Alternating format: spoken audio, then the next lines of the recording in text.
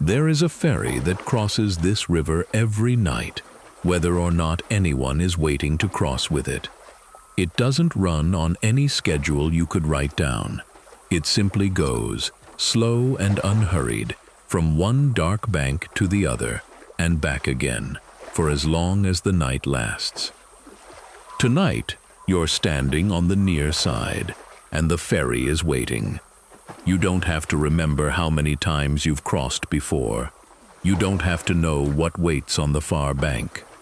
You only have to step aboard and listen. This is Lantern and Lore, quiet tales told slowly for the last hour before sleep.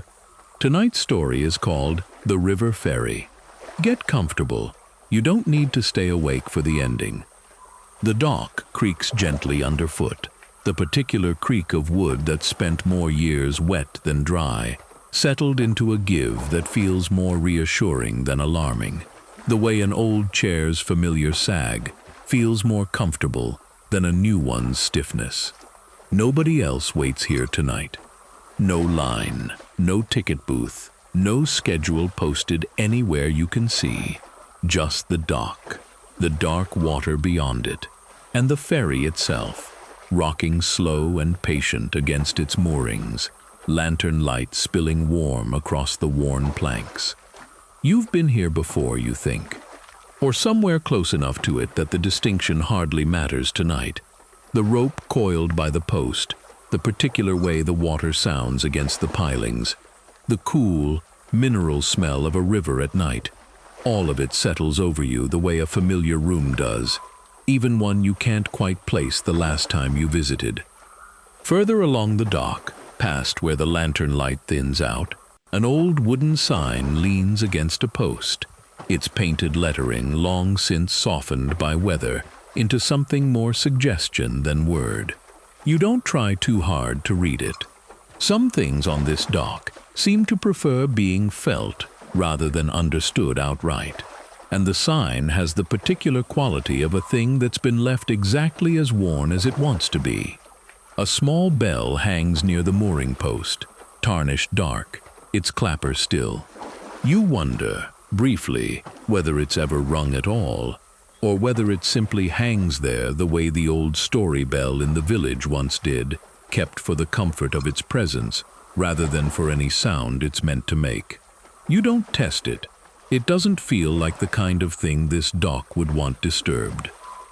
The ferry rocks once, gently, as if acknowledging you've arrived. You step closer to the edge of the dock, close enough now to see the low wooden bench along its deck, the neat coil of rope at its stern, the single lantern swaying softly at its bow, throwing warm light across water black enough to hold no reflection at all, beyond that one small circle of glow. The deck settles slightly under your weight as you step aboard, the whole ferry shifting its balance the small, practiced amount that comes from years of taking on passengers who never weigh quite the same twice.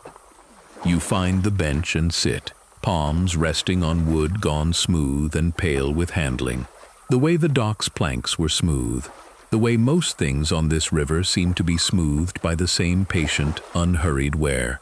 The lantern sways gently at the bow, its light rocking in a slow rhythm that matches the ferry's own gentle movement against the current.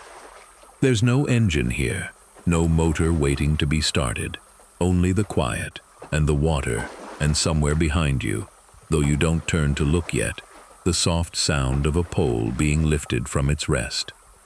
You notice, settling in, the small details a boat like this accumulates over long use, without anyone quite deciding to keep them. A faded knot tied into the rail's rope, clearly retied 100 times over the years by hands that knew the pattern without needing to think about it. A worn groove in the deck boards near the bow, exactly where someone's boot must have rested, night after night, for longer than either of you have been alive. A small brass fitting on the lantern's hook, polished bright in one particular spot, from years of the same hand, reaching for it in the same practiced motion. None of it seems designed exactly.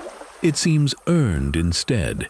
The particular kind of character a thing only gains by being used honestly, for its real purpose, over and over, without ever being dressed up for anyone's benefit.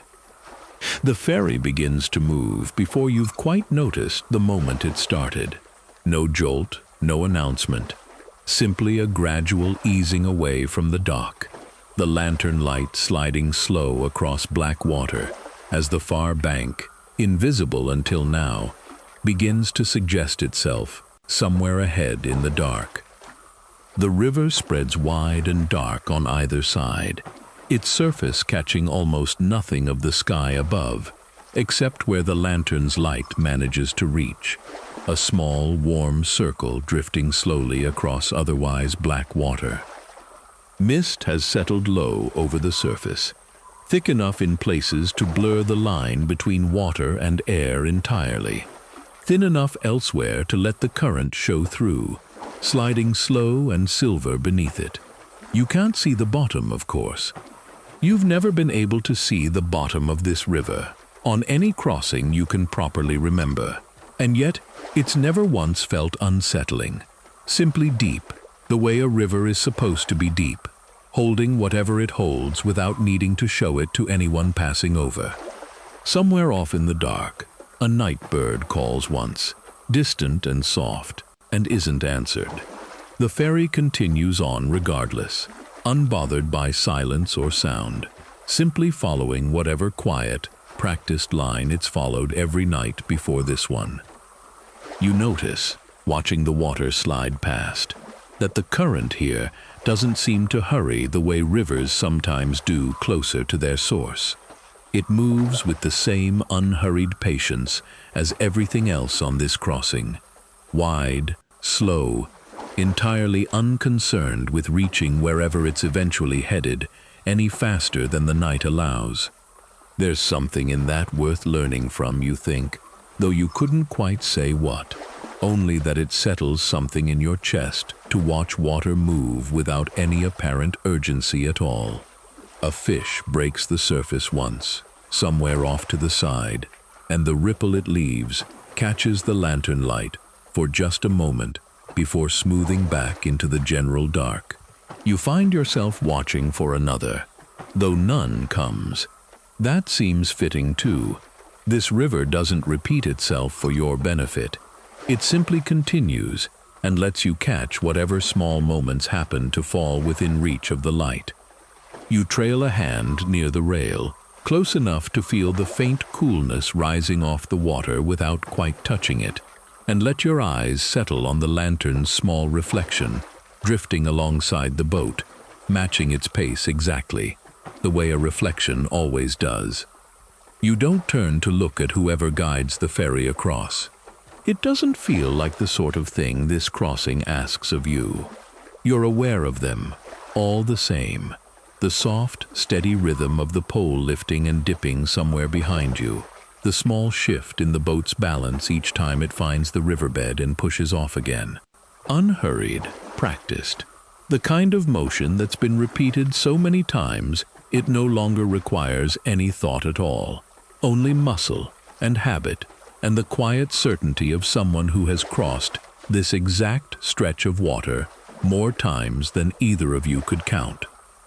There's an old saying about this ferry, the kind of saying that gets passed along without anyone quite remembering where it started, that the ferryman never asks where you're going, because the river already knows, and it would be rude, somehow, to make you say it out loud. You don't know if that's true. You've never actually needed to say anything at all, on any crossing, and the ferry has always known exactly where to take you, regardless. You find yourself wondering, briefly, how many crossings a person could make before the motion stopped feeling like work at all and simply became something closer to breathing. Pole lifted, pole set, weight shifted, current read, over and over, night after night, until the whole sequence lived somewhere below conscious thought entirely. It seems, listening to the steady rhythm behind you, that whoever guides this ferry passed that point a very long time ago. You don't feel watched, exactly, though you're aware of being accompanied. There's a particular kind of company that asks nothing of you. No conversation, no small talk to fill the quiet. Just a steady, competent presence doing careful work nearby, while you're left entirely free to simply sit and drift and think of nothing in particular. It's a rarer kind of company than you'd have guessed. Before tonight, the pole dips again behind you, quiet and steady, and the far bank draws a little closer through the mist. It's only now, some way into the crossing, that you notice you aren't entirely alone on the bench. Someone else sits at its far end, just beyond where the lantern light properly reaches, more shape than person from this distance, wrapped in something dark against the river's cool air. You don't know when they boarded. You don't remember them being there at the dock, though you suppose, thinking back, you weren't paying especially close attention to anything beyond the ferry itself. They don't speak, neither do you. It doesn't feel like the sort of silence that needs filling, more the companionable kind. Two strangers sharing a crossing without any particular obligation to explain themselves to one another, the way you might share a quiet train carriage or a waiting room without ever needing to know each other's names. You wonder, briefly, where they're headed. The far bank, presumably, same as you, though you suppose there's no particular reason to assume the ferry only ever goes one direction for one purpose. Perhaps they're returning from somewhere. Perhaps they've made this exact crossing more times than you have, and simply find it comfortable enough to keep returning to, the way you might revisit a favorite quiet corner of a park, again and again, without ever needing a fresh reason each time. The shape shifts slightly, settling deeper into whatever it's wrapped in, and you find yourself doing the same. An unspoken echo passed wordlessly across the width of the bench. There's something steadying in it, proof, of a kind, that you're not the only one who's found their way to this particular crossing tonight, even if neither of you will ever properly know why the other came. The lantern sways once, and for a moment, the light catches just enough to suggest a face, gentle and unremarkable, gone again before you can properly register it. You don't try to look closer. Some things on this ferry, you're beginning to understand, are meant to be sensed rather than examined. The river carries you past small pockets of life every so often, a handful of rooftops here, a scatter of lit windows there, each village along the bank sleeping its own particular version of the same quiet you've found on the water. You watch them drift by without ever quite arriving at any of them, the ferry holding its course down the center of the river, close enough to see warm light in a window or two, far enough that no detail resolves into anything more specific than shape and glow. A dog barks once, somewhere in one of them, distant and brief, and falls silent again, almost before the sound reaches you properly. It occurs to you that every one of these small villages has its own version of tonight happening inside it right now. Someone banking a fire low before sleep. Someone checking a door is properly latched against the cold. Someone lying awake a while longer than they meant to, listening to whatever sounds their particular corner of the night makes. You'll never know any of their stories. You'll only ever see the light in their windows, drifting past at the ferry's unhurried pace, and let that be enough.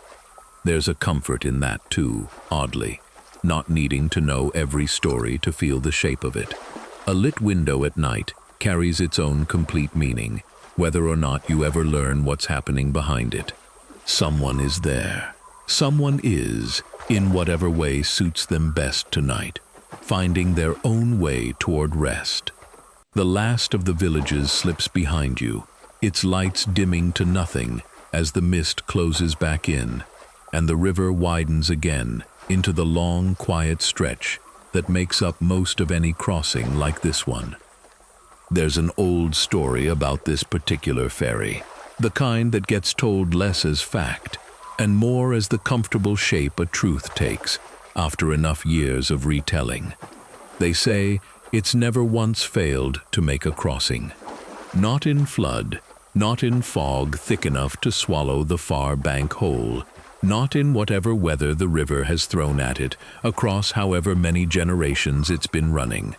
Some nights, the story goes, it carries a dozen passengers at once, benches full, lantern light spread thin across more shoulders than usual.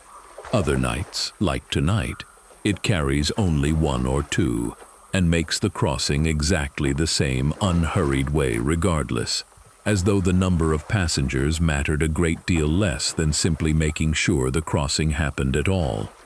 Nobody quite agrees on how old the ferry actually is.